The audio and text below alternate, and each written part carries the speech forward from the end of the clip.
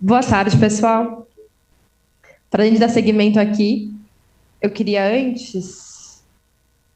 reforçar aqui o convite que o Dr. Buzaide fez para a gente hoje de manhã. Em setembro, a gente vai comemorar, a gente já está, né, no ano que a gente comemora 10 anos do Instituto Vencer o Câncer. Em setembro, a gente vai ter um almoço para poder celebrar nossos 10 anos e toda a renda vai ser revertida em prol da pesquisa clínica, a expansão do nosso programa Rede Vencer o Câncer. Então, aqui quero reforçar o convite para vocês. Quem tiver mais interesse é só apontar a câmera do celular para a tela ou também falar com a Miriam, que está lá com a camiseta verde dos 10 anos, e tirar qualquer dúvida que vocês tiverem. Bom, para poder dar seguimento aqui, a gente conversou bastante nesse período da manhã sobre os desafios da pesquisa clínica. E tem um desafio que faz muito parte desse ecossistema, que é a implementação de novos centros de pesquisa. Isso envolve todo um ecossistema, exige principalmente dos médicos investigadores uma dedicação muito grande e um comprometimento à altura. Então, eu vou convidar ao palco aqui profissionais que, acima de tudo, acreditam na importância da pesquisa clínica e que lutam pelos seus centros. Quero convidar para subir aqui na mesa junto com a gente a doutora Poliana Signorini, médica, oncologista e responsável pelo Centro Integrado de Pesquisa da Amazônia em Manaus. O doutor Bruno Melo Fernandes, chefe da Unidade de Oncologia e Hematologia do Hospital Universitário João de Barros Barreto, em Belém do Pará, que vai participar de forma remota. A doutora Cristina, para subir aqui à mesa, a doutora Cristina Deus Anjo Tavares, oncologista e médica clínica geral, que atua em Campo Grande, Mato Grosso do Sul, e é responsável pelo Centro de Pesquisa Onconel.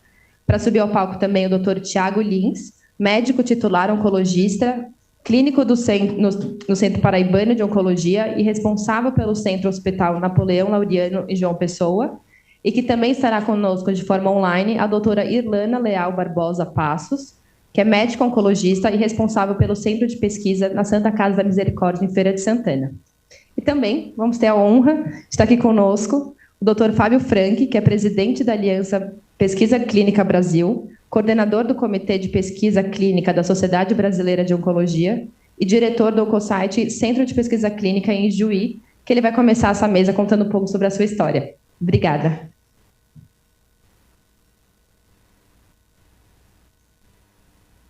Obrigado, Nina. Uma boa tarde a todos. Quando me convidaram, me disseram que era uma sessão né, para a Rede Vencer o Câncer, mas, na verdade, isso aqui é uma ação entre amigos, né? Vamos conversar, né, todo mundo que está aqui nessa sala, de alguma maneira, já trabalhou junto, né? Eu queria, por exemplo, apresentar a Silvia e a Brenda, que são do Hospital Taquini, em Bento Gonçalves, que é uma nova parceria que o meu centro está plantando raízes na Serra do Rio Grande do Sul, lá em Bento Gonçalves, no Vale dos Vinhedos. Um excelente lugar para visitar, viu, doutor Uzaide? Tá? O pessoal da IQVIA, todo o pessoal da rede Vencer o Câncer, e também aqui, dos centros que formataram, muitos, de alguma maneira, passaram comigo em Juí, na capacitação da SBOC.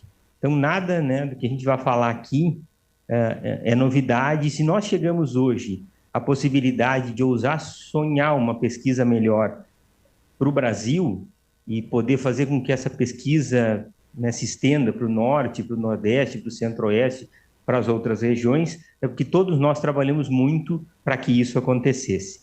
E como é que meus conflitos de interesse, como é que se começa? Todo mundo pergunta isso. Como é que eu abro um centro de pesquisa? Então, alguns querem que aconteça, outros desejam que aconteça e outros fazem acontecer. A minha história começou com um projeto do SUS. Então, eu voltei para Ijuí, uma cidade no noroeste do Rio Grande do Sul, com um projeto de abrir um CACOM. Esse CACOM foi inaugurado oficialmente em 2001, e aí você começa a trabalhar, né? E como é que se trabalha para conquistar a comunidade? São palestras, são eventos públicos, são entrevistas. Você vai criando na comunidade toda uma educação do que é pesquisa clínica, qual é a necessidade da pesquisa clínica e o benefício que ela traz para as pessoas da população. E aí você pode partir para o próximo sonho. Parece impossível até que seja feito. É possível abrir um centro de pesquisa numa cidade do interior sem história nenhuma, sem tradição no interior do Rio Grande do Sul? É possível. Temos a maioria dos pacientes atendidos pelo SUS, Hoje nós sabemos que a tabela do SUS não contempla o que tem de melhor. Temos uma Constituição que, teoricamente, deveria garantir esse acesso universal, mas nós acabamos mergulhando num emaranhado de processos judiciais. E aí, isso somado à possibilidade que nós temos um custo cada vez mais alto para os tratamentos, como é que eu garanto esse acesso? Também pela pesquisa clínica. Então, trabalhe para resistir e responder à altura de todos esses novos desafios. Quando você vê uma posição já conquistada, você imagina, puxa, aquilo é fácil. Mas quantos anos leva para você chegar em determinada posição? Então, o desafio é constante. Vou pensar num centro de pesquisa. Como é que é a questão do transporte? O Dr. Buzaide adora esse slide do avião aqui. Você tem aeroporto, você tem transporte, você tem hotéis, restaurantes, você tem que criar uma cultura para que as pessoas também aprendam que aquilo é um trabalho profissional. Infraestrutura, né, logística, você tem equipe qualificada, você consegue contratar profissionais qualificados no interior do Brasil, você tem espaço físico adequado dentro da instituição, laboratório, Resiste, você tem apoio da instituição, de toda a equipe médica que vai precisar trabalhar, desde a parte de diagnóstico, exames laboratoriais e todo o suporte cirúrgico, por exemplo, que você precisa? Não, né? Então, aqui os meus 2 primeiros radiologistas, né, que foram contratados lá, e que não sabiam, você imagina, então eu tive que sentar e explicar para os radiologistas o que era Resiste, né, até que eles começassem a não bater mais cabeça. É desafiador. Como nada é fácil, né? A logística sempre foi um desafio. Como é que se chega em Juí? Então, se chega através de avião, né? E aqui, então, em 2011, nós tivemos a agradável surpresa de que o avião lá no aeroporto de Passo Fundo, que é o maior que nós temos na região, atolou, né? E ficou, então, atolado ali durante quase um mês, até que se conseguisse tirar o aeroporto e liberasse a pista. Então, logística é complicado.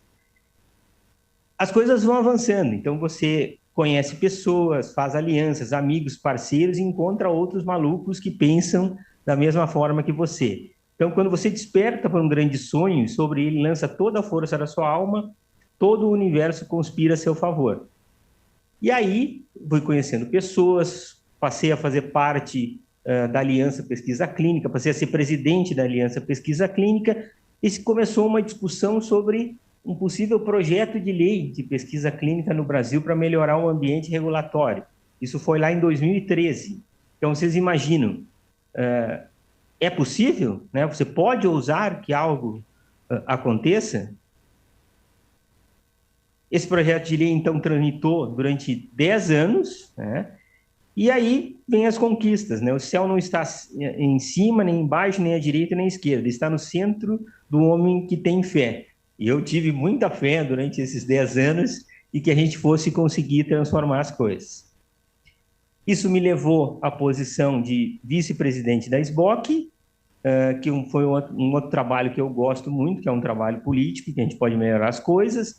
Nós começamos lá um programa de capacitação em pesquisa clínica, e vejam que os projetos que a gente tem, né, do Vencer o Câncer, se assemelham muito com esses objetivos de você poder fazer pesquisa em lugares onde tradicionalmente você não faz, e dentro desse programa de capacitação, então, as coisas foram crescendo, e Juí foi se destacando como um centro de pesquisa. Eu consegui ter também o privilégio de poder publicar em revistas que eu nunca imaginei que eu fosse poder publicar, como fruto do trabalho que você faz. Fui convidado também, e me sinto muito orgulhoso desse convite, para esse trabalho magnífico, que é a criação, né, de uma rede de pesquisa clínica que focasse principalmente em Norte, Nordeste e Centro-Oeste, coisas que as pessoas também diziam que era impossível, e aí quando você diz a palavra impossível, opa, é aqui que nós nos encaixamos. E hoje, então, a gente tem essa possibilidade de ter centros selecionados, e essa mesa vai falar muito sobre isso, que começam, então, a ampliar o acesso à pesquisa clínica. E no momento que o projeto, que a lei, tem que parar de falar projeto, tá? A lei de pesquisa clínica foi aprovada e que também abre para nós toda uma perspectiva de um futuro para a pesquisa no Brasil. com novas ideias, com descentralização, com desburocratização, com profissionalismo, né? E isso vai fazer com que, então, a gente precise de mais centros e de pessoas capacitadas. Não há caminho para a felicidade é o caminho, é fazer o que a gente gosta. Aqui a foto, nessa foto, a doutora Irlana está com a gente online, mas ela aparece aqui nessa foto, numa das capacitações que a gente fez, né, nesse programa que iniciou lá atrás pela sociedade brasileira. Lembrando que a base mais sólida da vida é a família, então morar no interior te dá essa fortaleza moral que a família traz. A gente diz que o raio nunca cai duas vezes no mesmo lugar, né? Só que aqui, infelizmente, né, o nosso avião atolou de novo, 7 anos depois, com outra companhia aérea, né? Mas na vida a gente sempre passa por progressos e por evoluções. Então, aqui, doutor Bussardi, eu trouxe especialmente para o senhor a foto do novo aeroporto, né, com a pista ampliada, né, mostrando que sim, é seguro, né, chegar em Juí. Muito provavelmente. E que, então, hoje possibilita que a gente possa ter também viagens mais seguras, e graças a isso que eu estou aqui hoje nesse evento. Agradeço imensamente e deixo como mensagem final, e é o sentido dessa mesa, que se a pesquisa clínica no Brasil, se nós não podemos fazer do Oiapoque ao Chuí, com certeza podemos fazer do Oiapoque a Ijuí. Obrigado. E agora vamos passar para o próximo convidado. Obrigada, doutor Fábio. Poliana, por favor.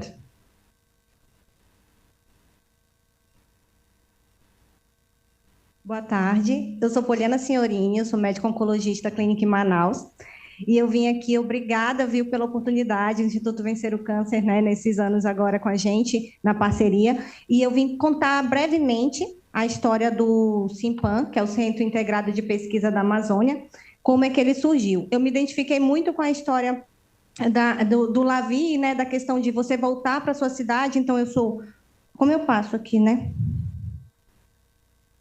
Uma médica manauara, né, que foi para o INCA fazer residência de oncologia clínica. Estive aqui em São Paulo fazendo fellow, e aí eu voltei para Manaus e concursada num hospital 100% SUS. Junto comigo tinha a doutora Gilmara Rezende, que também é manauara, foi para Barretos fazer residência, voltou para Manaus no mesmo ano que eu. Nós éramos poucos oncologistas clínicos trabalhando como concursadas no único hospital do estado, 100% SUS, que atende pacientes oncológicos. E aí a gente se depara com a realidade, né? Você não tem para onde mandar esse paciente, você não tem acesso ao tratamento. Quando você tem 1000 dificuldades para a locomoção desse paciente, para ele se deslocar do centro. E aí começou a inquietação. Como é que a gente vai fazer para que esses pacientes tenham melhor acesso? Não é possível que eu, como oncologista clínica, me formei, vim para cá, né? Voltei para a minha cidade e não tenho como dar a melhor assistência para esses pacientes. Então, fica essa pergunta: como é que eu vou conseguir fazer com que isso se torne realidade aqui também em Manaus? Então, a gente não sabia o que fazer. Nós nos juntamos com mais 2 oncologistas que estavam na cidade, que é a Brena e o Fábio. E aí, eu estou falando sempre porque vai ter a doutora Gilmara na minha história, né, junto com o centro de pesquisa. Em 2018, na primeira equipe, né, na primeira edição desse programa de capacitação de pesquisa clínica da SBOC, a Gilmara teve a oportunidade de participar e foi o divisor de águas. O doutor Fábio abriu um OncoSite para a gente, mostrou o caminho das pedras, mostrou que é possível a gente fazer pesquisa clínica num lugar onde não é tradicionalmente realizada pesquisa, e daí, então, a Gilmara voltou lá para Manaus e disse: não, Poliana, a gente consegue fazer. O doutor Fábio conseguiu lá, né, com o avião atolado, naquela situação toda, então a gente consegue fazer aqui em Manaus. E aí, então, a gente começou com a questão de qualificação de equipe. Como é que a gente vai fazer se não tem um centro de pesquisa, se não tem equipe, não tem ninguém que entende de pesquisa na cidade? E aí a gente usou alguns recursos, né, como os programas de apoio do PROAD SUS. Então começamos a enfermagem, farmacêuticos, nós médicos começamos a participar desses programas. Em 2019 a gente teve assessoria técnica para a abertura do centro de pesquisa com o pesquisador professor Bellarmino, Nelson Bellarmino, lá de Fortaleza. E em 2020 a gente finalmente criou o CIMPAM. Quando a gente criou o Simpan, estava aqui, no meio daquela pandemia louca, né, que a gente, no Amazonas, vocês sabem a situação que ficou, e a gente teve a oportunidade, no primeiro estudo, de entrar na SBOC, do Oncovid 19.1, e nós fomos top recrutadores desse estudo. Então, já entramos já mostrando que a gente tinha capacidade de recrutamento para determinadas populações. Quando foi em 2021, o doutor Tomás do Rio Grande do Sul mandou mensagem para mim, Poliana, olha, vai abrir um edital do Instituto Vencer o Câncer junto com a LACOG, né? Vê, vocês não têm interesse, tudo, e a gente, na hora, nos cadastramos lá para o processo seletivo e fomos aprovados em primeiro lugar, dentre mais de 60 centros de pesquisa inscritos no Brasil. Depois disso, começaram, né, treinamento, estruturação, as visitas técnicas do LACOG, então foi um ano muito intenso, o ano de 2022. Nós tivemos a oportunidade de participar de estudos epidemiológicos de rim, de mama, de ovário no LACOG. E em 2023, Fomento nos auxiliaram na aquisição de centrífuga refrigerada, refrigerador, parte estrutural que a gente precisava para poder desenvolver estudos. Tivemos novos estudos epidemiológicos, acesso expandido, e em 2023, ainda em abril, nós fomos um dos últimos centros a entrar nesse estudo da doutora Michele, do HCO, de colo uterino, e a gente mesmo entrando muito depois, ficamos em segundo lugar de recrutamento nacional. Então, quer dizer, nós temos potencial, nós só precisamos estar na posição certa, na hora certa. Em dezembro de 2023, começamos a colher o primeiro fruto, né? O Simpan teve a sua primeira publicação, que foi aquele primeiro estudo lá do Covid, do Covid-19 da sociedade. E agora, em 2024, estamos aqui integrando essa rede, né, de pesquisa clínica, muito otimistas. Então, nós estamos só esse ano já com esse estudo intervencionista em recrutamento, 9 estudos intervencionistas aguardando seleção, está bem intensa, né, a nossa aparição ali, a nossa posição, e o futuro é a gente conseguir realmente recrutar. Então, só para localizar o centro, esse centro é em Manaus, na capital, ele é dentro de um hospital, e numa clínica de oncologia que chama IOAN.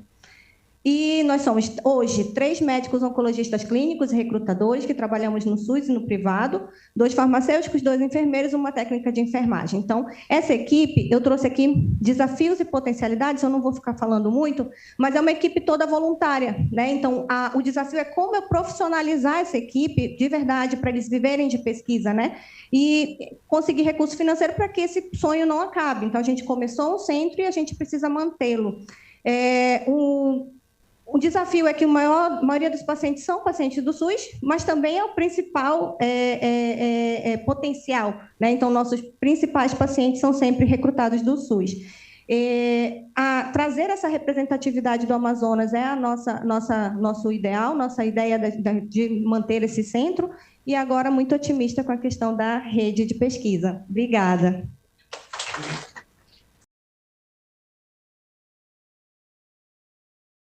E agora a gente vai conferir o doutor Bruno Melo Fernandes, que está aqui com a gente de forma remota. Obrigado, queria agradecer a oportunidade. Eu acho que, como a Poliana falou, é mais um agradecimento, né? A gente agradece porque a gente sabe que esse mundo da pesquisa clínica, como o doutor Fábio falou, ele avança a partir de alianças e amigos e contatos para gerar aprendizado e oportunidade. Acho que vão compartilhar a minha apresentação aí. Meu nome é Bruno Fernandes, eu sou médico oncologista, atualmente sou chefe do serviço de oncologia do Hospital Universitário João de Barros Barreto, que é o maior hospital do complexo de hospital universitário da Universidade Federal do Pará. Dentro do nosso hospital existe um UNACOM, Unidade de Alta Complexidade de Oncologia, que é um dos UNACOMs do estado do Pará. Eu não sou... Fiz minha residência em São Paulo, voltei aqui, vim para o Pará há mais ou menos uns 6 anos, e comecei a trabalhar nesse hospital, no hospital universitário, há já quase 5 anos. Tive aquele contato que a gente tem com pesquisa clínica na residência, e quando a gente se depara com a realidade do SUS no Brasil, principalmente à medida que passam os anos, a gente precisa fazer alguma coisa, né? E eu acho que a pesquisa clínica é a maior oportunidade de todos ganharem nesse cenário, tanto os pacientes, quanto os médicos, quanto o próprio serviço, e daí saiu o nosso desejo, nosso sonho, na verdade, de montar um centro de pesquisa clínica dentro de um hospital do SUS. Pode parar. E um desses desejos foi por conta disso. Nessa área verde gigantesca, na maior região do país, onde moram 18 milhões de pessoas, não havia nenhum centro público de pesquisa clínica, tá? Então, enquanto há diversos centros nos outros locais, muitas vezes centros muito até próximos um do outro, nessa área imensa não havia nada. E eu acho que a Poliana falou bem, ela compartilhava desse desejo de mudar essa realidade na nossa região. Belém é uma das grandes cidades da região, o Pará é o maior estado em população da região, e a maior parte dessa população não tem nenhum centro de pesquisa para acesso, no caso da oncologia. O nosso centro de pesquisa fica no UNACOM, que é um prédio em anexo, só da oncologia do Hospital Universitário João de Barros Barreto, que é um hospital universitário bastante antigo da região, situado na capital, em Belém. Temos aeroporto, tá? E tem pista, né? Tem pista, tem a internacional, a amostra chega mais rápido nos Estados Unidos, tem várias vantagens, tá? O UNACOM, ele é uma das duas referências de atendimento oncológico SUS para uma população de 5,5 milhões de pessoas. Então, nós, juntos do CACOM, atendemos 5,5 milhões de pessoas como alvo potencial. Então, essa é a nossa amostra de recrutamento, 5,5 milhões de pessoas que, uma vez prestando de assistência oncológica no SUS, são referenciadas para o nosso serviço. Nossa população é totalmente diferente da população do centro-sul do Brasil. É uma população de ancestralidade ameríndia, de colonização diferente, que tem padrões moleculares em relação ao câncer, apresentação de doença, epidemiologia diferente, portanto, potenciais de recrutamento também diferentes para os estudos. Em relação à estrutura física, acho que desconfigurou um pouco o slide nesse caso, nós somos Vocês conseguem ver o slide configurado ou desconfigurou para vocês? Desconfigurado. Tá. Então eu vou falar, vocês vão acreditar no que eu vou dizer. Nós somos um núcleo de pesquisa em oncologia, são 2 andares de oncologia. O NPO, que é um núcleo de pesquisa, ele já é um núcleo que existe desde 2012, há 12 anos, de pesquisa translacional em oncologia. A gente já faz pesquisa básica, pesquisa de bancada há 12 anos. É um centro plenamente funcionante, com alta capacidade e já demonstração de produção científica. O NPO é a única pós-graduação em oncologia, stricto sensu, fora do centro-sul do Brasil. Então, nós já fazemos pesquisa em oncologia. O que a gente não tinha de forma realmente ativa, forte, era a pesquisa clínica, era unir a pesquisa de bancada com os pacientes que já eram atendidos no setor. Nós somos atualmente 10 oncologistas clínicos, sendo mais 4 radio-oncologistas. Temos farmacêuticos e enfermeiros especialistas, inclusive treinados em oncologia e em pesquisa clínica. Temos uma residência de oncologia ativa. Temos, a princípio, todas as especialidades cirúrgicas disponíveis no hospital relacionadas com a parte oncológica, reunião e tumor board, tanto para recrutamento. Como nós já temos um centro de pesquisa básico, nós, na verdade, já temos todo o equipamento pronto. Então, nós temos os freezers menos 80, menos 70, freezer menos 20, vamos ter centrífuga refrigerada, toda essa parte estrutural. O que nos faltava era justamente essa ligação para conseguir recrutar os pacientes. Isso a gente começou a trabalhar há mais ou menos 2 anos, na verdade, desde que a gente foi aprovado nesse edital do Instituto Vencer o Câncer. E com todo o apoio de treinamento, a gente começou a fazer isso virar realidade. Hoje nós temos já 2 estudos epidemiológicos em andamento no centro e estamos em resolução de algumas pendências administrativas para recebermos nosso primeiro estudo intervencionista. O centro tem o potencial de ter uma diversidade de população e de geografia muito grandes, que a gente não vai ver na maior parte dos outros centros do Brasil. Tem uma representatividade populacional e a gente sabe que isso é um alvo cada vez mais das pesquisas, tanto no Brasil quanto fora do Brasil. É preciso ter uma maior representatividade de população e nosso centro permite que isso seja demonstrado no estudo. A gente já está dentro de um UNACOM, que é um centro de alta complexidade de oncologia, e dentro de um hospital universitário, que é um centro acadêmico. Nós já temos professores e pesquisadores. O centro de pesquisa transnacional já está restabelecido. Por não termos nenhum outro centro perto, literalmente milhares de quilômetros, nós não temos competição no recrutamento. Os pacientes vão ser recrutados para o nosso centro. E o impacto social de um centro na nossa região é magnificado, porque um centro de pesquisa, por ser o único, é a única oportunidade que esses pacientes têm, muitas vezes, de saírem do poço, talvez, de acesso a melhores tecnologias para a vanguarda de acesso às melhores tecnologias. Obrigado.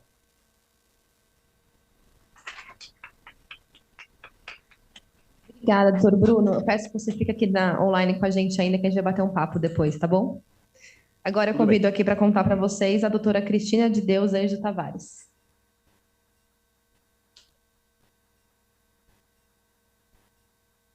Bom, primeiro eu vou agradecer o convite. Assim como a maioria de nós, eu também fiz residência aqui em São Paulo, no AC Camargo, e quando eu voltei para Campo Grande, o cenário era desolador. E aqui eu só quero fazer um apêndice. Eu moro em Campo Grande, Mato Grosso do Sul, doutora Laís, Cuiabá, Mato Grosso. Muito importante relembrar sempre isso, porque as pessoas sempre esquecem. E quando eu voltei para lá, o cenário, eu nem consegui inicialmente pensar em pesquisa clínica, porque eu precisava, eu e mais alguns oncologistas de lá, a gente precisava melhorar a assistência. Então, a primeira coisa que a gente fez foi tentar melhorar a assistência, criar boards, clube da mama, quinta digestiva, grupo de oncologia torácica avançada, tumor board de urologia. Então, o primeiro trabalho foi realmente um trabalho de tentar melhorar a assistência, de quão grave era a situação. Porque nós éramos em pouquíssimos oncologistas e muitos oncocirurgiões ainda prescrevendo quimioterapia. Era a situação que a gente chegou. E Campo Grande é a capital do Mato Grosso do Sul, a gente tem quase 1 milhão de habitantes, e a gente tem outras 3 cidades importantes, que são Dourados, Três Lagoas e Corumbá. Três Lagoas tem um centro de pesquisa muito legal, que está indo muito bem, inclusive o nosso CEP é vinculado a lá, de um grande amigo nosso. E eu falei assim, nossa, mas Três Lagoas está montando e a gente aqui na capital, a gente não está com centro de pesquisa, como a gente precisa fazer isso? Três Lagoas tem a vantagem de ser divisa com São Paulo, enquanto a gente em Campo Grande, a gente está beirando o Alto Pantanal. Então, a gente já está bem mais perto do Paraguai. E em Campo Grande nós temos 3 serviços públicos de oncologia. Eu trabalho em um deles, que é o Hospital Regional, onde eu sou concursada. E tem mais 3 serviços pequenos no interior. Mas a única capital, a única cidade que tem, por exemplo, radioterapia. Não tem radioterapia em mais nenhum lugar do estado. Então, os pacientes também têm que percorrer longas distâncias, muito semelhante com o que acontece a Laís, lá em Cuiabá. E nós temos uma proximidade muito grande com os outros serviços. Bom, se você colocar no Sky Scanner agora e perguntar quando você quer ir para Campo Grande, você pode ir daqui 2 horas. Então, são pelo menos 10 voos direto por dia, 1h20 de voo. Então, graças a Deus, esse não é um problema para a gente. Eu vou passar um pouco... A gente é uma clínica, mas a gente atende pacientes assistenciais de privado, porém a intenção é trazer os pacientes do SUS, porque todos nós, oncologistas de lá, também atuamos nos hospitais do SUS, e em diferentes hospitais do SUS. E a gente tem um hospital de retaguarda, que é um hospital do coração. E como é que foi o processo de implementação? Então, começou quando a Libs veio com uma proposta para a gente, que eles estavam com uma parceria junto com a Invitare, para poder fazer estudos de fase 4 do produto investigacional, que já era o biosimilar deles, e a gente aceitou participar e começar a estruturar o centro. Então, Deus foi muito gracioso na nossa formação, porque começamos com estudos de fase 4, onde a gente conseguiu capacitar os funcionários, farmacêutico, enfermeiro, até toda a equipe, e desde o pessoal da recepção, para começar a entender o que era a pesquisa clínica. Depois, a gente conseguiu fiquei sabendo do edital, e logo que eu fiquei sabendo, eu já fui me inscrever. Isso foi muito importante, porque tivemos 7 ou 8 estudos retrospectivos, onde incluímos muitos pacientes, a maioria deles no Madonna mesmo. A gente estava para colocar 15 pacientes, colocamos 23 pacientes. E agora, em meados de 2023, em ano passado, em meados de 2023, a gente foi selecionado para um primeiro estudo de fase 3. Então, de um fase 4 para um fase 3 de braço único. Então, fase 3 de braço único, hoje a gente conseguiu fazer todo o ajuste fino do que a gente precisava ainda melhorar. Contrato com o hospital, laboratório com certificado de acreditação, o freezer, menos 80, refrigerador, centrífuga refrigerada, sensor web para controle de temperatura. Então, toda a parte de estrutura, a gente correu atrás para esse fase 3 de braço único, que era necessário. E hoje, a gente está colado, na verdade, a gente está empatado com o segundo centro que mais está recrutando. A gente está em 3º lugar, mas ali empatado com o segundo, para esse estudo. E hoje a gente está realmente pronto a receber novos desafios. A gente já foi selecionado, estamos esperando o CEP, que vai ser a reunião em julho, a próxima que a gente colocou o pacote regulatório agora, essa semana a gente recebeu, já foi enviado para o CEP, mas aí só vai ser em julho avaliado, para então ter a visita de iniciação para o nosso primeiro estudo de fase 3 randomizado. E aí eu vou agradecer aqui publicamente a oportunidade, porque é um estudo que a CRO é a Equivia, e é um estudo de um produto da Roche, e a gente realmente agora a gente se sente apto a conduzir esse estudo, e o que a gente mais quer é poder provar que a gente está capacitado e que a gente tem condições de receber muito mais estudos. Nós somos a maior clínica do estado, 90% dos médicos também atuam nos serviços públicos da cidade, e os nossos médicos, eles são atuantes, eles são líderes de opinião no estado. Então, dentro do nosso corpo clínico, a gente tem a presidente da Sociedade de Mastologia Regional, o presidente da Sociedade de Urologia Regional, a gente organiza os eventos científicos do estado, a gente tem o simpósio, já estamos na 4ª edição do simpósio de sul-mato-grossense de Uro-Onco, que eu que comecei há 4 anos atrás, estamos na 2ª edição esse ano dos Tumores Femininos em Foco, temos o grupo de oncologia torácica avançada, então a gente tem como levar para os boards, olha, esse estudo está aberto, vamos recrutar. Desse estudo que a gente está agora, apesar de sermos um centro privado, das 6 pacientes que foram incluídas, 5 são do SUS. Então a gente tem essa capacidade, a gente tem diversidade populacional e a gente representa minorias. Como a gente está ali na divisa com o Alto Pantanal, é frequente a gente atende até pacientes que são realmente aldeados ainda nos nossos hospitais públicos. Então, inclusive, num estudo de retrospectivo de rim, tem um paciente lá que ele era um aldeado. A gente sabe que é uma população vulnerável, difícil de trabalhar, mas é possível. E a gente não tem competição no recrutamento, porque o centro mais próximo fica a 600 quilômetros. E eu estou tentando correr um pouquinho, mas, por exemplo, o Cambria está aberto em Três Lagoas, eu convido as pacientes para participar, para elas irem, mas nem todas estão dispostas a ir de carro para Três Lagoas, andar 600 quilômetros uma vez por mês, para poder fazer o tratamento. No mais, somos 5 oncologistas, temos hemato, uro, podemos trabalhar também com mastologia. A gente importou a nossa coordenadora do Centro de Pesquisa de Caxias do Sul, porque realmente a gente não tinha pessoas capacitadas para isso. Essa é a nossa clínica. E aqui eu vou passar rápido só para mostrar a estrutura para vocês. E aí a nossa parte nova, onde a gente também tem uma sala de reuniões e uma sala de monitoria. E aqui eu também tenho que agradecer a todos os meus sócios que compraram a minha ideia em 2020 e me deram suporte também para a gente poder levar isso adiante. E agora, de forma remota, a apresentação da doutora Irlana Leal Barbosa. E boa tarde, gente. Infelizmente, eu não pude estar aí com vocês essa tarde, mas a gente vai apresentar aqui de forma remota. Queria agradecer mais uma vez todo o apoio que a gente tem da rede, né, do Instituto Vencer o Câncer.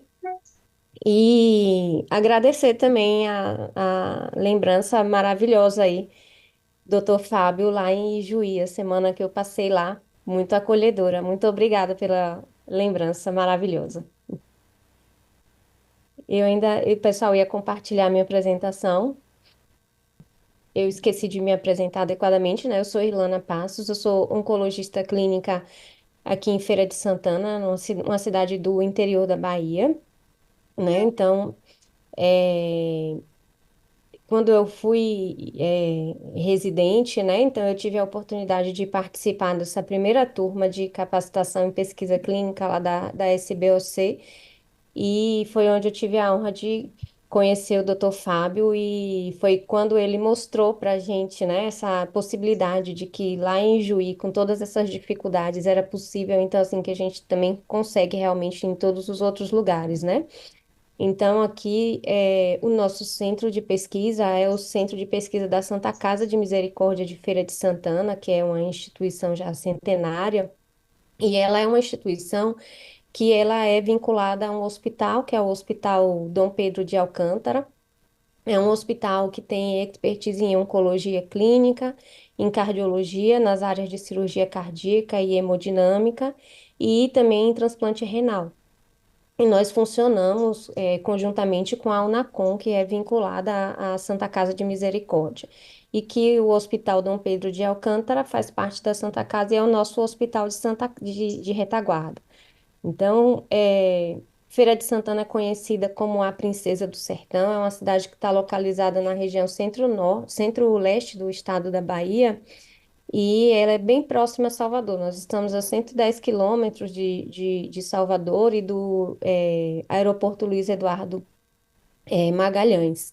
Então, aqui na cidade nós temos um aeroporto, mas que ele não funciona assim de modo regular, assim, adequadamente ainda. Então, assim, nós utilizamos muito mais o aeroporto de Salvador, mas que é bem perto, assim, é uma viagem com a BR duplicada, então sem maiores transtornos na viagem.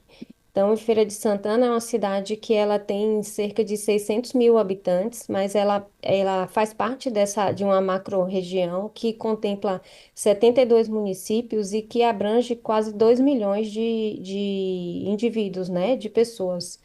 Então, a Unacom, ela é uma unidade de referência em oncologia para esses 72 municípios da região centro-leste da Bahia. Então, na unidade, é uma unidade que atende pacientes do SUS, né? Então, são cerca de 3 mil consultas, atendimentos mensais em oncologia. São mais de 2 mil pacientes realizando tratamentos, né? Quimioterapia, bloqueio endócrino, radioterapia mensalmente. E aqui na nossa unidade, a gente tem o maior volume de doentes com diagnóstico de câncer de próstata, seguido de mama, colo uterino e câncer coloretal.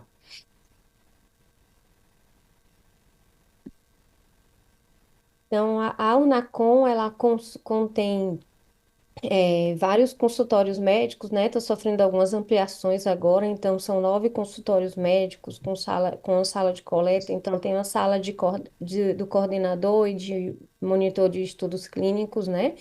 Que contempla toda a infraestrutura necessária, sala de reuniões, a gente tem a farmácia com temperatura, tem acesso controlado, capela para preparo dos quimioterápicos, uma sala de infusões de quimioterapia, a radioterapia, que funciona com 2 equipamentos e também com a braquiterapia, e equipamentos de imagem, né? Exames de imagem que são realizados. Tem um laboratório próprio que, recentemente, com a mudança da gestão da Santa Casa, esse laboratório está sendo reestruturado recentemente.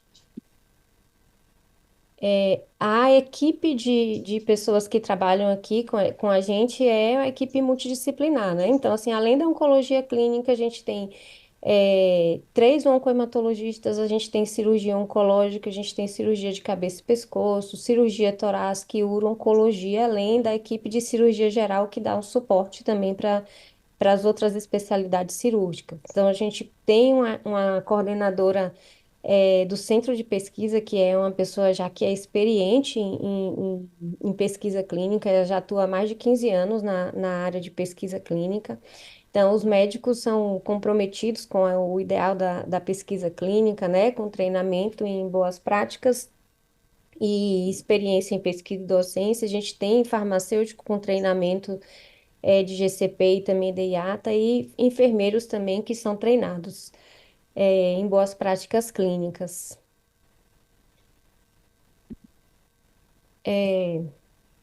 Nosso centro, ele já recebeu diversos feasibilities, né? Então, a gente participou de alguns estudos observacionais e a gente recentemente recebemos a notícia de que fomos selecionados para participar de um estudo de fase 3, né? Então, é um centro que tem um potencial importante de recrutamento, porque apesar de haver centros de pesquisa diversos na capital, que é Salvador. Então, aqui a gente tem uma dificuldade também, assim, dos pacientes em terem que viajar mais. São pacientes que eles já vêm de outros municípios e que já têm uma dificuldade de viajar mais. Então, assim, eles não gostam de sair da região, assim, que eles estão. Então, é um potencial importante de recrutamento, com um volume importante de pacientes atendidos mensalmente, né? Então, a gente não tem, por isso, centros concorrentes aqui no município, só na capital baiana. A gente tem essa vinculação com a unidade hospitalar, que já faz o atendimento ao paciente oncológico, inclusive com emergência 24 horas para esses pacientes e o grande impacto social e na saúde dessa população, né? Que é uma população que não tem acesso aos melhores tratamentos, não tem condição financeira de acesso a outros medicamentos, outros tratamentos de excelência. Então, assim, eu acho que a gente pode mudar a história natural da doença desses pacientes, né? Trazendo melhores tratamentos, potenciais tratamentos que podem mudar a sobrevida desses pacientes. Então, é isso que eu queria apresentar para vocês. Eu agradeço. Esse é o nosso contato. Obrigada, doutora Irlana. Peço para você continuar aqui com a gente também. Boa tarde a todos. Agradeço o convite, sempre honroso aí do Instituto Vencer o Câncer. Não trouxe apresentação, porque os 5 minutos me apressaram um pouco. Acho que 5 minutos não daria tempo de fazer slides.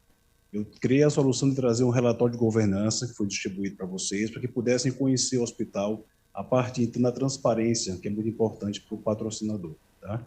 Eu sou Tiago Lins Almeida, sou médico oncologista clínico, sou natural de João Pessoa, lá fiz a faculdade de medicina, fiz a residência na Hospital das Clínicas de Ribeirão Preto, onde fiz doutorado e passei aqui 2 anos fazendo oncologia bem feita e muito bem feita com o Dr. Buzaide e Maluf e retornei a João Pessoa.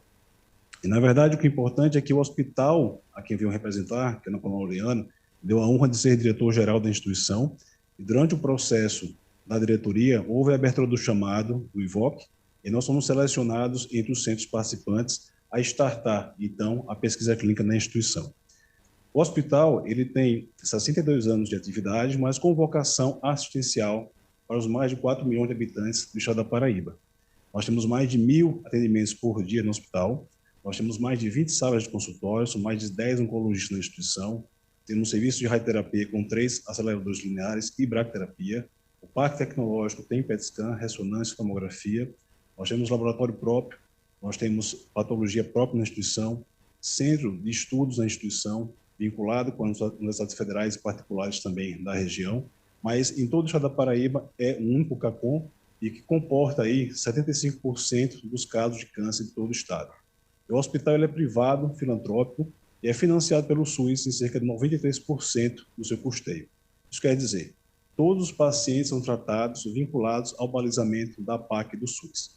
Então, nós temos uma limitação técnica, o que nos dispersa muito do que é feito hoje no privado e o que é praticado no SUS. Como exemplo, nós tivemos a oportunidade de participar de um acesso em Inxa Novartis, onde foi ofertado aí indociclina, e as mulheres que utilizavam essa medicação foram rastreadas e foram incluídas 20 pacientes em menos de 30 dias na nossa instituição. Quer dizer, nós temos uma demanda de muitas mulheres, muitos pacientes que são tratados, bloqueados pela PAC do SUS, e que temos a oportunidade aí de crescer para a pesquisa clínica. Nós temos 142 leitos, nós temos unidade de pediatria própria, nós temos uma oncohematologia própria com transplante de medula óssea, que estão também abertos aí para a pesquisa clínica. Nesse processo do IVOC, nós podemos capacitar a instituição para os processos regulatórios e também com os POPs, certificações, GCP, IATA. Nós temos um comitê de ética vinculado, que é da UFPB, onde eu sou docente da oncologia também lá. Nós podemos aí acelerar o processo. Eu me chamo muita atenção o avião do Fábio e também seu processo aí de sofrimento desde 1998, né?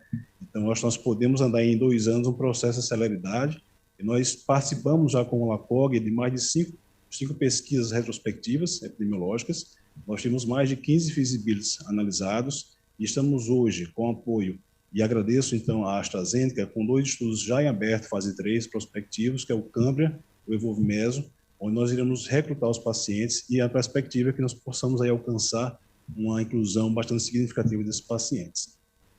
Por fim, sendo mais breve na apresentação mesmo, eu gostaria de dizer que nós estamos disponíveis aí às farmas, às indústrias, a ampliar nossa inclusão em pesquisa clínica, que favorece muito o conhecimento de todos, mas principalmente o paciente. Imagine que nós estamos tratando pacientes no SUS sem qualquer imunoterapia, sem qualquer terapia-alvo, e nós podemos ofertar isso aí com a celeridade para esses pacientes de uma forma muito significativa. Nós temos o campo da oncologia de tumores sólidos, pediatria, oncohematologia e também pesquisas, por que não, em cirurgia e radioterapia.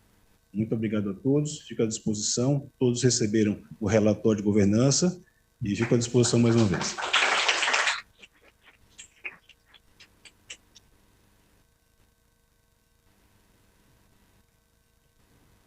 Muito bem. A gente tem algum tempo ainda para discussão e para algumas perguntas. De início, quero saber alguma pergunta aí da plateia para algum dos palestrantes.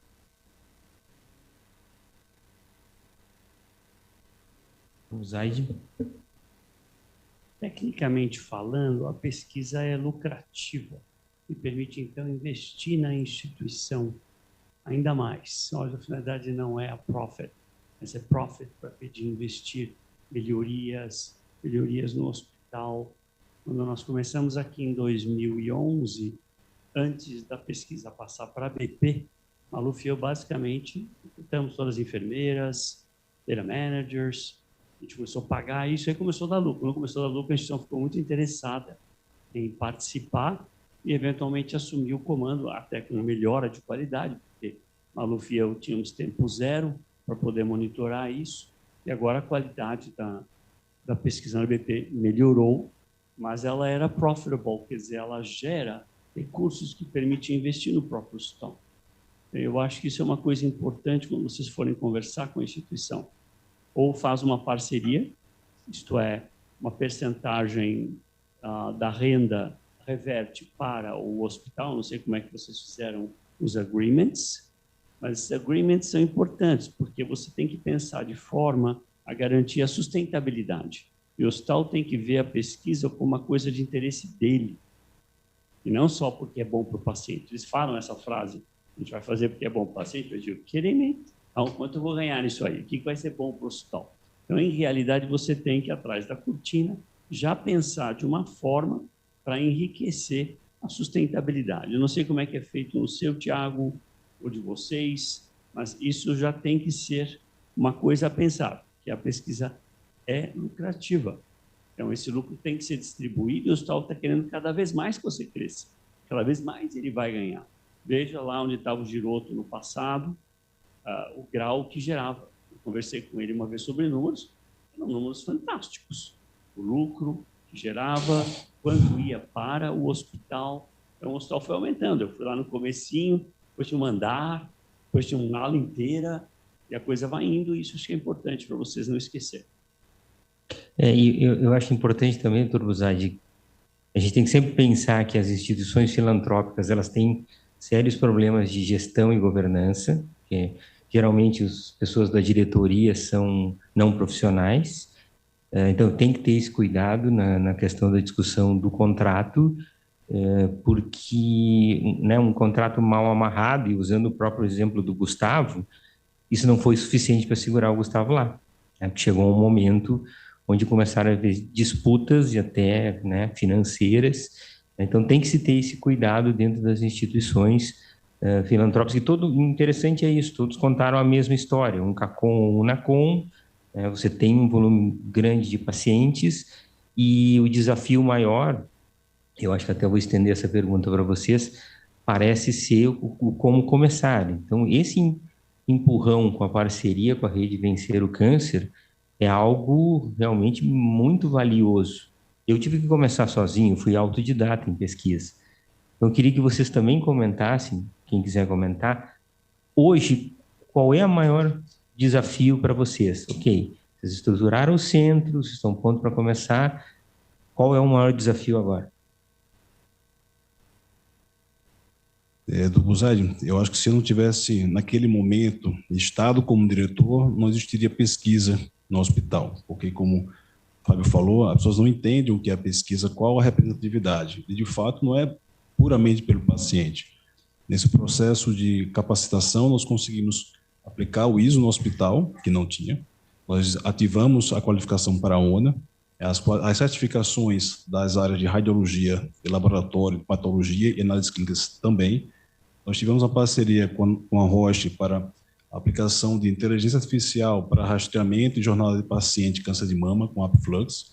Nós tivemos agora ativação também com a parceria com o TrientX. Então, se isso não tivesse sido amarrado lá atrás, talvez hoje não tivesse dando caminhamento. Eu acho que a maior dificuldade continua sendo o entendimento sobre pesquisa, porque a finalidade dos hospitais CACOM, eles são de fato assistencial. E, enquanto diretor, a pauta, de fato, da gestão é muito relacionamento com os entes públicos. Isso é muito complexa. E eu acho que, traduzindo talvez a sua pergunta, passando para o Fábio, que tem mais experiência na pesquisa, como é que a pesquisa ela se protege, às vezes, de entrar recursos e esse recurso ser diligenciado para uma obrigatoriedade da instituição, por exemplo. Porque a instituição ela tem um CNPJ e, às vezes, uma conta única para gerenciar isso aí, né? E isso que seriam a sustentabilidade de você conseguir crescer. Talvez eu não tenha essa resposta porque nós estamos iniciando, são os primeiros estudos iniciais na instituição, nós nunca recebemos nenhum recurso ainda e, de fato, nós iremos aprender o que vai acontecer. A única maneira é criar um centro de custo específico para pesquisa, talvez um CNPJ separado, porque aí você vai evitar que esse profit, esse lucro, ele se dilua, porque o hospital, vamos ser bem francos, né? O hospital filantrópico está sempre devendo. Então, qualquer dinheiro que entrar no caixa, por definição, filantrópico. Então, o dinheiro que entrar no caixa, ele vai desaparecer. E aí fica muito complicado, e por isso que eu fiz essa pergunta até para provocar, porque hoje a maior angústia de vocês é começar com estudos clínicos. A próxima vez que nós conversarmos, eu tenho certeza, vai ser, meu Deus, como é que eu faço para ter equipe? Eu não tenho, está faltando coordenadora, está faltando enfermeira, o hospital não quer contratar, porque não entende essa necessidade, interpreta isso como custo, e eu não consigo deixar isso transparente do ponto de vista, não. Pesquisa gera receita e eu preciso que esse dinheiro seja investido, pelo menos parte dele, na contratação e na qualificação de profissionais, na ampliação de espaço físico, na compra de equipamentos, na qualificação e treinamento de todo o pessoal. Então, isso é desafiador. E, infelizmente, você, além de ser pesquisador e manager do centro de pesquisa, você ainda tem que ser político. Porque se você não tiver um bom relacionamento com a instituição, qualquer mudança política que acontecer, ela tem eleição a cada 2, 3 anos, muda a diretoria e a pessoa acha lá que aquilo já não é mais importante, né? Ou que qualquer outra pessoa, né, faz a mesma função por metade do preço, e aí as coisas acabam desaparecendo. Infelizmente, esse talvez seja o maior desafio que vocês vão enfrentar, né, na gestão, né, da elaboração e do crescimento desse centro de pesquisa. Por isso que o maior conselho é um bom contrato. Né? Tentem amarrar tudo possível no contrato agora, que é o momento. Sim. Eu queria mencionar que antes que você comece a gerar muito profit, então antes de você ficar grande, então quando ninguém acha que você vale nada, é só se eu vou lhe dar um tanto por cento. Eu vou dar um exemplo histórico. Quando eu comecei no Sírio-Libanês em 98, meu contrato era em dólar, 4 anos fixo, $10 mil. Depois eu falei, não quero ganhar nada mais. Eu quero só mostrar o que eu sou capaz de fazer. Mas daqui 4 anos, se eu for bem, eu vou sentar nessa mesa e vou dizer como eu gostaria que fosse o meu contrato. E aí eu fui para o CEO do hospital, falei, eu gostaria que fosse assim. Se você acha que não vale isso, não vamos brigar.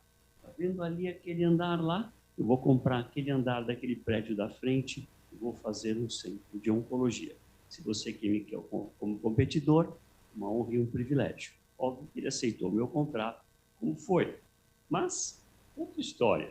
8 anos depois, eu estava ganhando mais que o CEO do hospital. Aí o novo CEO entrou e falou, eu acho que você está ganhando, usou o termo, você é muito caro para a instituição. Ele falou, caro no sentido de querido. Eu falei, eu imagino. E aí, eu falei, eu entendo bem, mas nós vamos ter que rever, porque os seus valores aumentaram muito e tal. Eu falei, eu entendo, mas quando eu não ganhava quase nada, ninguém falou que eu ganhava quase nada, né? Eu só não me lembro dessa parte. Eu falei, olha, você não está ganhando quase nada, velho, que era uma percentagem do lucro institucional.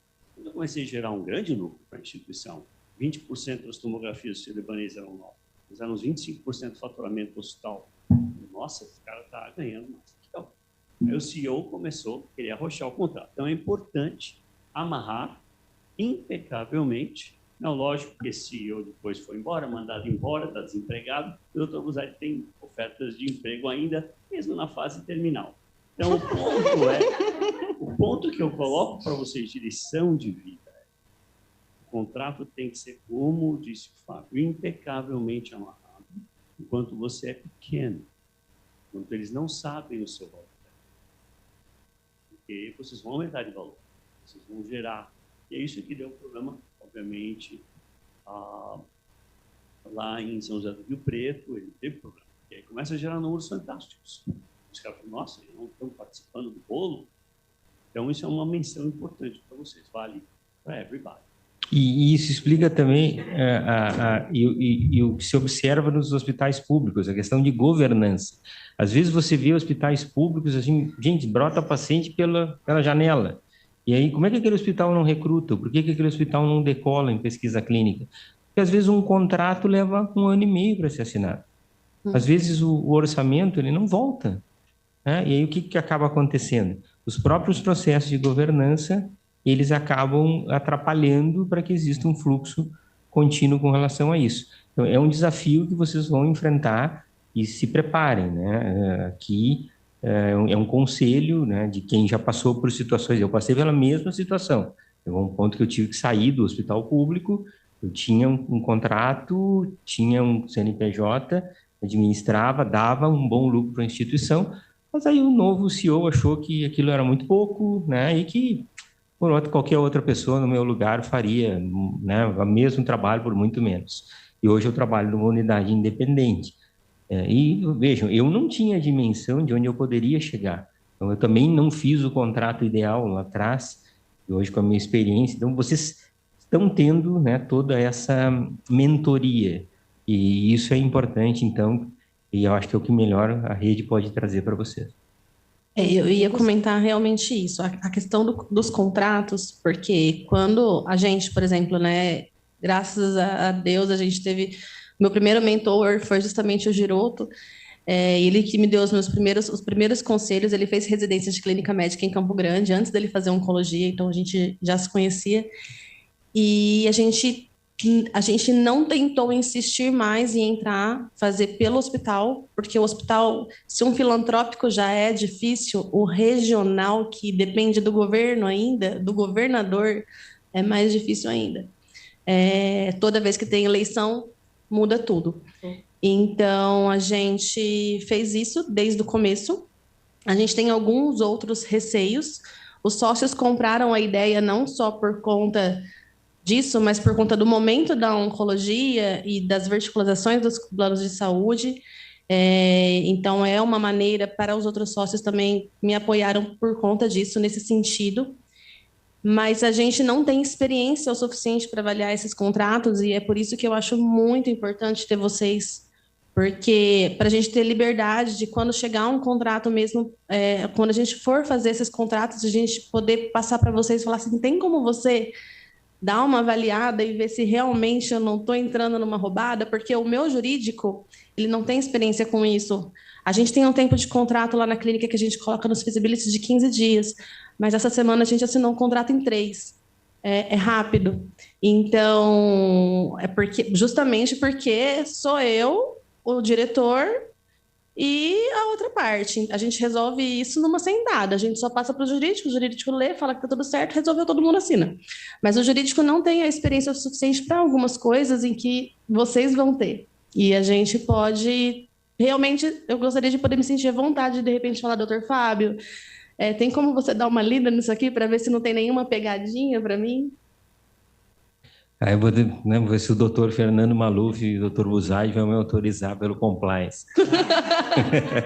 Não, mas o interessante é que no nosso próprio projeto, esse é um bastidor que eu conto para vocês, a gente tomou cuidado também de checar se as instituições elas seriam potencialmente parceiras, né, para não deixar vocês também numa situação onde vocês não tivessem o mínimo de autonomia, né, para poder fazer esse trabalho. Mas, obviamente, que poder compartilhar experiências é muito interessante, e aí já fica dito aqui para a Ana e para a Nina, né, e a gente ter também, dentro da rede, aí essa possibilidade de essa mentoria contínua para esses aspectos que são bastante importantes, para mais adiante o aspecto da capacitação, né, de equipe, e de que maneira vocês vão poder crescer da melhor maneira. Era isso.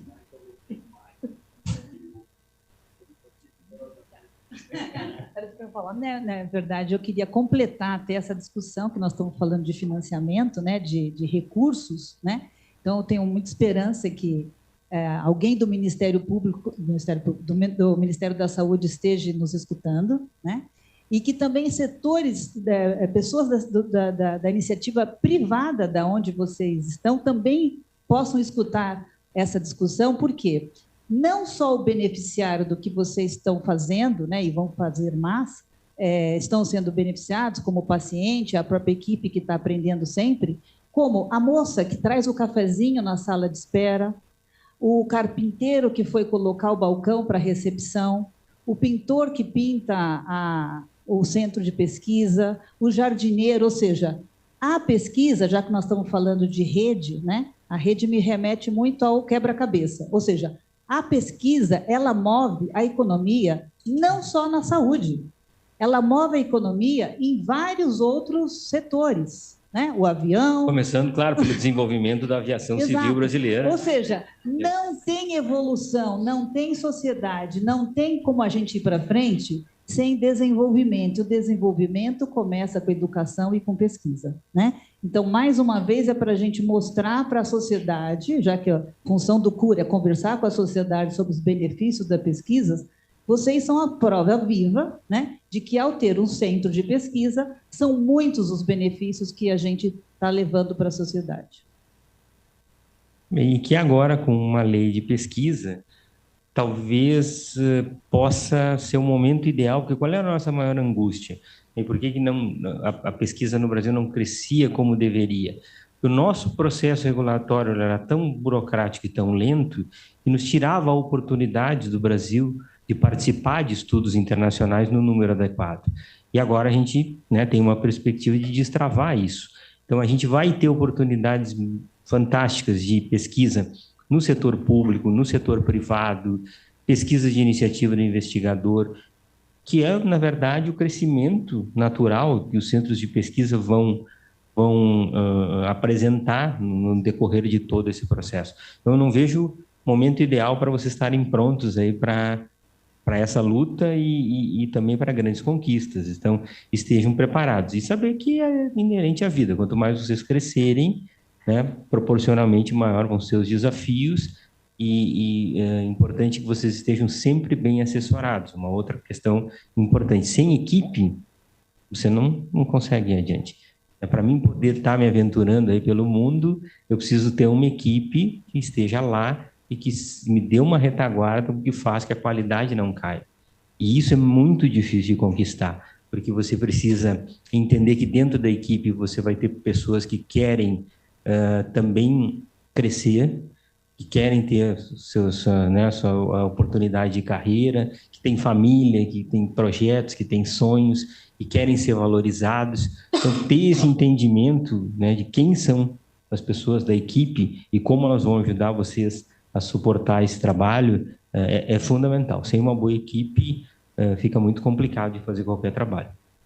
Irlanda, você quer colocar alguma coisa? Você que está aí de casa?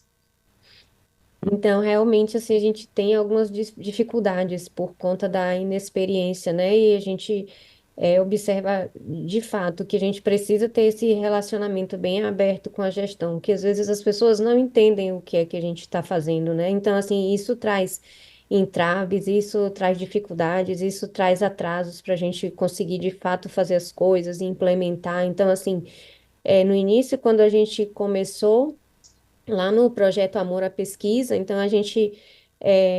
eu sozinha pedi autorização para o gestor para a gente começar, e aí, assim, as pessoas muito mal entendiam o que era pesquisa clínica, né? Então, depois de muito tempo, a gente tive apoio de um outro colega que era só gestor da Unacom, e a gente conseguiu contratar temporariamente uma gestora para ser a nossa coordenadora de pesquisa, ela continua até hoje, mas isso depois foi de muita batalha para a instituição compreender o que é que a gente estava fazendo, quais eram os potenciais benefícios que a gente poderia estar trazendo para a instituição, e aí a instituição acaba que se deu conta disso também e acabou contratando, né, a própria instituição contratou essa coordenadora de pesquisa. Então, assim, isso já dá uma tranquilidade, assim, para a gente ter esse suporte que a gente não tinha antes, né? Então, assim, tudo foi muito devagar, a gente conquistando aos poucos o apoio da gestão, que é, de fato, muito importante, e capacitando as pessoas para entender o que é pesquisa clínica, né? As pessoas, assim, não entendem muito o que é isso, confundem muito a pesquisa clínica com a pesquisa acadêmica, né? Então, são coisas totalmente diferentes e da rotina das pessoas é que não entendem muito isso. E outras coisas fundamentais, que já foi falado aí também no início, em outra mesa, é que a gente precisa, o doutor Fábio falou também muito bem no início, a gente precisa o tempo todo trabalhar em educação, o tempo todo, né? Porque os pacientes aqui, eles são um perfil social, socioeconômico mais baixo, né? Então, assim, eles ainda não entendem o que é pesquisa clínica. Então, a gente conversa sobre isso, eles não sabem o que é. Ainda fica muito aquela questão estigmatizada da cobaia, que foi tanto falado, né? Então, assim, são várias coisas que a gente precisa ir aos poucos mudando, né, com os pacientes, com os profissionais, com a nossa gestão, para que isso tudo dê certo. Perfeito. Obrigado, Irlanda. Karina, última pergunta? Não é uma pergunta, é um agradecimento e um reconhecimento. Eu acho que Maluf, Buzaide, Fábio, vocês não têm noção do legado do que vocês fizeram. É incrível. A sorte de ter 50 a mais é ter podido assistir toda essa trajetória e ter centros em João Pessoa, Manaus, Campo Grande, Cuiabá, Feira de Santana, Belém. Era algo que, sei, quando que eu fui para Ijuí a primeira vez? 2004, 2005? 2004. Sobrevivente do voo para Santo Ângelo, isso Santo é testemunho. Santo Ângelo. Criciúma, Santo Ângelo, né? Enfim. Você foi um dos primeiros a sair eixo Rio, São Paulo, Porto Alegre, né? E São Paulo ia até Jaú, e agora a gente vem do Brasil inteiro.